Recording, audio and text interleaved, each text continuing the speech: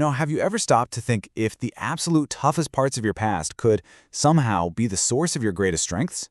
Well, today we're going to dive into a really fascinating part of psychology that looks at exactly that. We're going to explore 5 rare traits that you often find in people who went through a lot as kids. It's a pretty wild question when you think about it, right?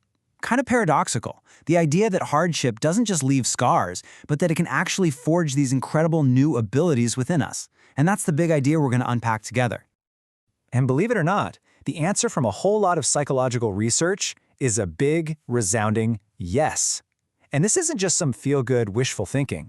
Nope, it's a real, recognized phenomenon, and it's called post-traumatic growth. It's this idea that when people face huge life crises, they can actually come out the other side with positive personal changes. So, what's the very first of these traits? Well, it's a kind of heightened empathy. And I want you to think of this not as a weakness or some lingering wound, but more like a superpower. A superpower that was literally forged in the fire of personal experience. This quote from Elisabeth Kubler-Ross, wow. It just captures it perfectly, doesn't it? There's this depth, this beauty that comes from having to navigate really hard things. It builds this incredible bridge of understanding to other people's pain that's just so profound. Let's be really clear here. This heightened empathy isn't about pity. It's not about just feeling sorry for someone from a distance. No, it's a genuine ability to feel with them, to connect with their pain on a gut level. Because, you've known pain yourself. That's the huge difference between simple sympathy and real, true empathy. All right, let's move on to trait number 2, and you'll see how this builds. It's what I'd call a fierce, almost radical independence. This is that strength you get from knowing deep down in your bones that you can count on yourself when you have to. And this just says it all. This is where that independence comes from. It isn't born from some desire to be alone. It comes from the experience of having to get back up, all on your own. And every single time you do that, that muscle of self-reliance just gets stronger and stronger. So here's a really crucial point we have to understand. This fierce independence is not about building walls and pushing people away. That's isolation, and that's something else entirely. No, this is about having this really well-developed internal toolbox for solving your own problems and for moving through the world with confidence in your own abilities. And this brings us to what is really the very heart of post-traumatic growth: unshakable resilience. So if independence is about knowing you can stand on your own 2 feet, resilience is about knowing you can get knocked flat on your back and still get back up, over and over and over again. Now, the dictionary will tell you it's the capacity to recover quickly from difficulties. It uses the word toughness. But honestly, that word doesn't even begin to cover it. It's so much more than just being tough. It's more like an internal flexibility, a kind of psychological elasticity. And here's the key, the thing so many people get wrong.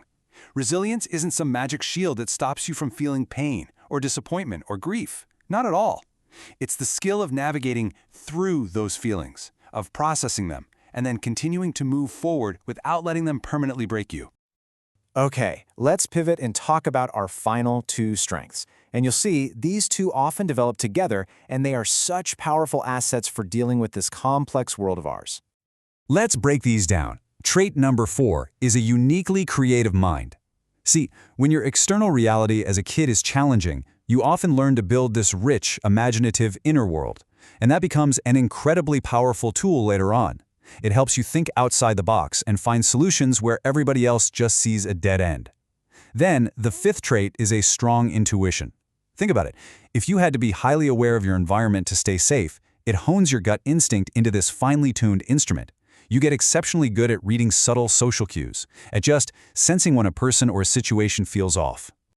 So, as we bring all of this together, it becomes really clear these aren't just a random collection of traits. They're all different facets of a single resilience story.